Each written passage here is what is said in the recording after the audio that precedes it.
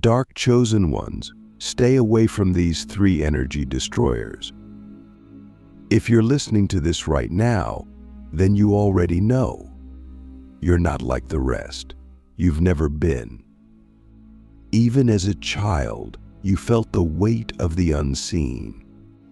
You could walk into a room and feel the tension before anyone spoke. You could sense when someone was lying, even if their words were perfect. You noticed the glitch when time felt off, when people repeated themselves like NPCs, when the dream looked too much like a simulation. That's not paranoia. That's your coding. You are what the ancients called the dark chosen one's souls, born not just to awaken, but to disrupt the false reality and amplify truth in a world that fears it. But here's the trap. With that level of power, presence, and perception comes a price. You're not just sensitive to truth, you're sensitive to distortion.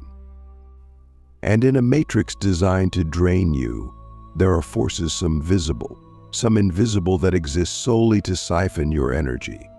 Not because you're weak, but because you carry something the system can't replicate: original resonance.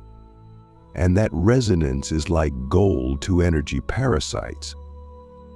What we're about to talk about are the 3 energy destroyers every dark chosen one must learn to recognize, avoid, and master. Because if you don't, your power won't just be suppressed, it will be used against you. You'll find yourself constantly tired for no reason. You'll lose momentum, forget your path, question your intuition, and drown in loops that were never yours. And most dangerously, you'll start to believe that your power is your problem. That's the ultimate deception. The first and most common energy destroyer is something we all encounter, but few of us truly understand: emotional vampires in human form. These aren't just negative people. They're energetic siphons. Some are conscious manipulators. Others are unconscious conduits for entropy. Either way, they feed on your light by creating energetic imbalance. They pull you into drama, confusion, guilt, obligation. They use your empathy as a weapon against you. And if you're not careful, they will install a program in your psyche that says, if I don't help them, I'm a bad person. That's the hook. As a dark chosen one, you carry healing codes. Your presence heals, even when your words don't. And that's the danger. Because not everyone who needs healing deserves access to your field. Not everyone who is broken wants to be whole. Some people want your light, so they don't have to face their dark. And if you let them feed, they will build an identity around your energy. They'll become addicted to your attention, your validation, your sympathy. And you'll confuse that addiction with love. But here's the sacred truth. Love without boundaries is not love. It's self-erasure. So I ask you, who in your life drains you, even when they say they love you? Who leaves you exhausted after every interaction? Who always seems to be in crisis, but never seems to evolve? These are not random traits. These are signs of energetic vampirism. And your task is not to fix them. Your task is to remember, you are not their battery. You are not their savior. You are not their source. The second energy destroyer is even more sinister because it doesn't come from people. It comes from the environment itself. And no, I don't just mean stress or pollution. I'm talking about energetic architecture, locations, buildings, and systems wired to suppress your frequency. Think of it like this. Every space has a frequency. Some amplify you. Others dilute you. Most chosen ones don't realize how deeply their spiritual voltage is affected by physical placement. You might be living in a house that's draining you, working in a job that's poisoning your spirit, walking into stores, hospitals, or institutions that are built to keep your third eye closed. This matrix is not random, it's coded. And certain environments are literally embedded with energetic signatures designed to flatten your waveform. You feel it as soon as you enter: the sudden foggy mind, the emotional heaviness, the irrational anxiety. That's not you. That's a frequency war happening at the invisible level. Have you ever walked into a room and felt like you were being watched, even if no one was there? Have you ever stood in a building and felt your chest tighten, your thoughts loop, your energy drop to zero? That's not bad vibes. That's energetic infrastructure.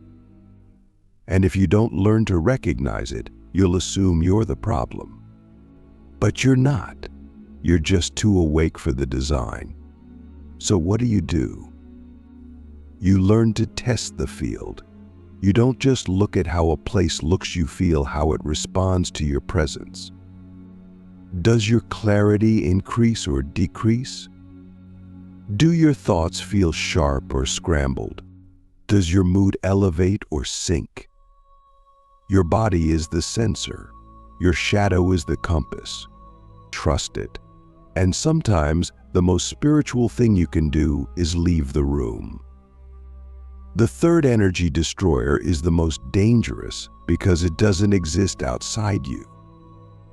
It lives inside your psyche. It's the loop of self-betrayal. This loop is the internalized voice of the matrix, the spiritual malware installed in childhood, reinforced by trauma, and activated every time you try to rise. It sounds like this: you're too much. You're not ready. Who do you think you are?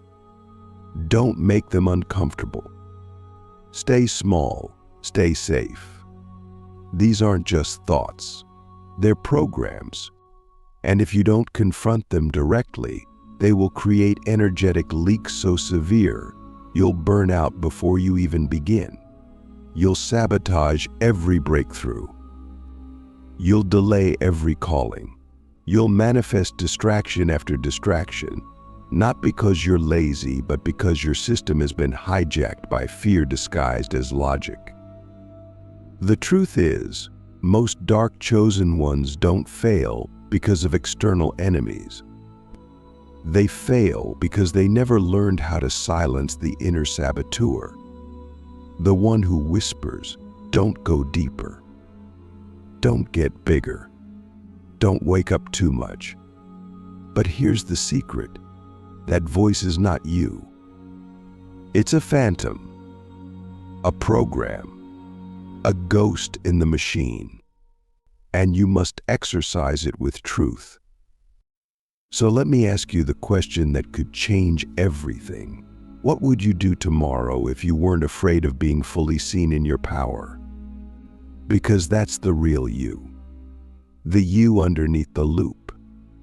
The you that remembers why you came here. The you that doesn't just survive the matrix but rewrites it. Let's pause here. This is heavy. This is real. And it's just the beginning. We've uncovered the 3 energy destroyers that the matrix uses to drain dark chosen ones, emotional vampires, energetic environments, and the loop of self-betrayal. But in the next part, we go deeper. We're going to explore how to shield your field, amplify your core frequency, and become a walking distortion to the illusion. You'll learn the sacred tactics of spiritual warfare that only the awakened few ever master. What you're about to hear next could turn your entire life into a living firewall of divine disruption. How to become a walking firewall, shield your shadow, amplify your power, and distort the matrix. Now that we've exposed the three energy destroyers, emotional vampires, energetic environments, and the loop of self-betrayal, you might be asking yourself, okay, now what? How do I protect my energy without shutting down my heart? How do I shield my field without dimming my light? These aren't questions for the faint-hearted. These are the questions of warriors, of mystics, of the dark chosen ones who didn't come here to fit in but to fracture the false. The truth is, protection isn't about hiding. It's about frequency command. Think about it. When your energy is fragmented, you leak. But when you're integrated, when your light and shadow are aligned, you don't need to defend yourself. You distort the field around you. You become so whole, so sovereign, that the matrix can't locate you anymore. You're no longer in the system. You become a living firewall, not with walls, but with resonance. So how do we do it? How do we walk through this world of energetic traps and psychic snares without being drained, silenced, or inverted? We start with what I call shadow sealing. This isn't about suppressing your shadow. It's about owning it so deeply that no one else can use it against you. You see, the matrix thrives on unclaimed parts of you, your insecurities, your hidden rage, your shame. But when you name them, when you say, yes, I am fierce. Yes, I am flawed. Yes, I'm still learning, but I'm showing up anyway. That vulnerability becomes voltage. It becomes armor made of truth. No projection can stick to a soul that has nothing to hide. So I ask you, what part of yourself are you still trying to fix before you feel worthy of being powerful? Because until you claim your whole self, you'll always be vulnerable to energy destroyers. Not because they're stronger, but because you're still leaking sovereignty through the cracks of self-rejection. The next tactic is what I call resonance anchoring. Imagine your energy field like a tuning fork. The world will try to knock you off pitch through gossip, distraction, judgment, or even praise. But when you anchor your resonance daily, you become stable in the storm. This isn't about routine. It's about ritual. A chosen one without ritual is like a warrior without armor. Every day, you must return to your core frequency. That could be breath work, movement, sacred silence, journaling, or even walking barefoot on the earth. It's not the method, it's the intention behind it. You're telling the universe, this is who I am, no matter what the noise says. And here's where it gets real. You'll be tested, especially as you rise. The more you remember who you are, the more the matrix will send distractions that feel like opportunities, people who reflect your old self, and situations that tempt you to break your own values. And this is where most powerful beings fall, not because they're weak, but because they forget to anchor. They think power is about pushing forward. But true power is about remembering your center, no matter what. Next, we move into field distortion mastery. This is the part they never teach you in school, in church, or in most spiritual communities. But it's the most essential. When your field is whole, you don't just protect yourself, you distort the frequency of the matrix around you. You confuse the system. You become unpredictable. You walk into rooms and the energy shifts. People stumble over words. Technology glitches. Old dynamics collapse. This isn't magic. It's energetic sovereignty in action. You're not being weird. You're disrupting the code. But here's the thing, this power can't be faked. If you try to use it from ego, it will make you unstable. You'll attract chaos. But if you root it in truth, in humility, in presence, you become the glitch the system can't patch. You destabilize false timelines just by breathing in alignment. So how do you develop this? By practicing energetic honesty. Ask yourself constantly, is this action aligned with who I'm becoming or with who I'm afraid to stop being? That one question will destroy 90% of the distractions in your life. And the more aligned you become, the more distortion you emit. Not as destruction, but as activation. People won't know why they feel different around you. They'll say things like, "You've changed. You feel powerful. I can't explain it, but I trust you." That's not charisma. That's resonance-based reality manipulation. And it's real. But let me give you a warning. Once you become a walking firewall, you'll start to see things others don't. You'll see the energy behind people's words. You'll feel the lies behind their smiles. You'll sense when a compliment is actually a curse. And that can get lonely, because you can't unsee the truth. You can't unknow the frequency. You'll walk through a world full of masks, and your very presence will demand they fall. This is why discernment becomes your sacred shield. You don't just listen to words, you feel the resonance underneath them. You don't just follow trends, you ask, does this amplify me or dilute me? You don't just take advice, you check if the person giving it is actually walking the path they preach. And here's the unexpected part. The more powerful you become, the quieter you get. Not because you're shrinking, but because you're refining. Your silence becomes sacred. Your no becomes holy.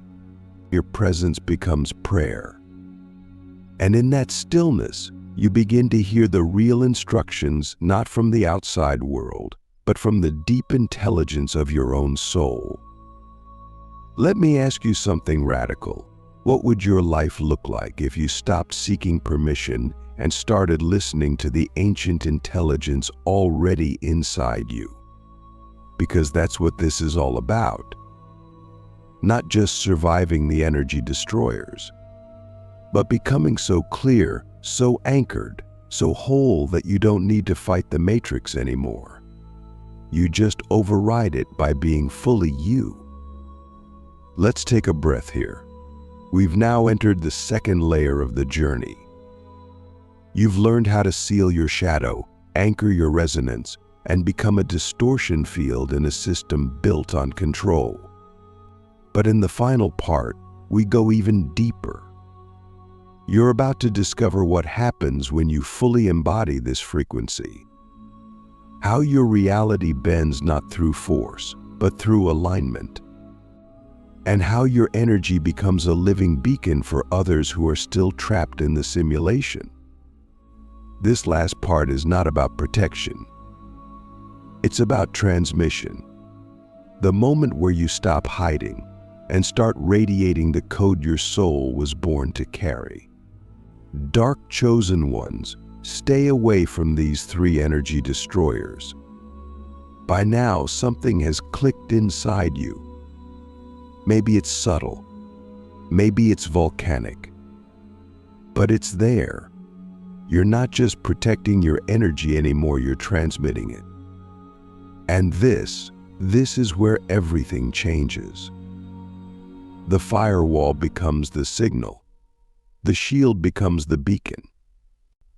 And you, dark chosen one, become an energetic broadcast tower for a frequency this world forgot.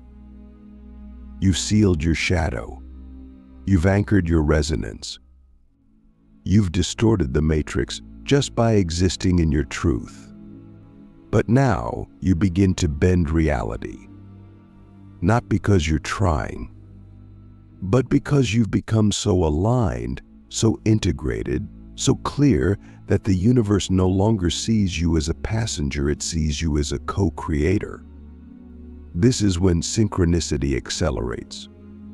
People show up in your life not by chance, but by code.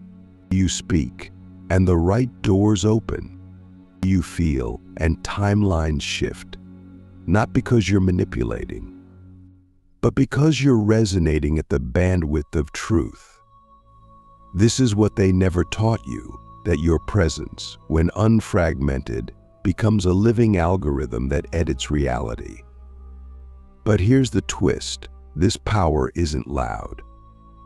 It's not fireworks. It's subtle, surgical, sovereign. You don't need to convince anyone. You don't need to prove anything. You simply stand in your resonance, and the field begins to reconfigure itself around you. You'll be tested. You'll be doubted. You'll be misunderstood.